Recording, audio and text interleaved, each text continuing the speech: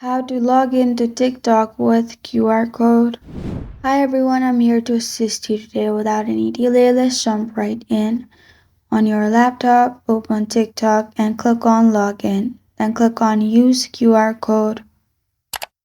QR code will be shown, and in your mobile, open TikTok, click on Profile located at bottom right, and then click on three lines at the top right corner of your screen. Then click on My QR code, which is the fourth option.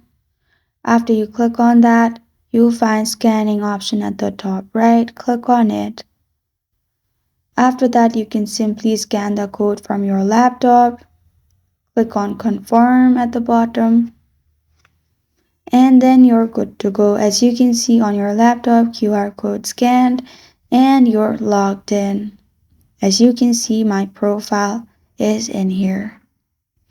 This is how to log into TikTok with QR code. Thank you for joining me today. If this video helps you out, please leave a like and subscribe for more. Got a question or want to suggest a topic? Comment below. Thank you for watching.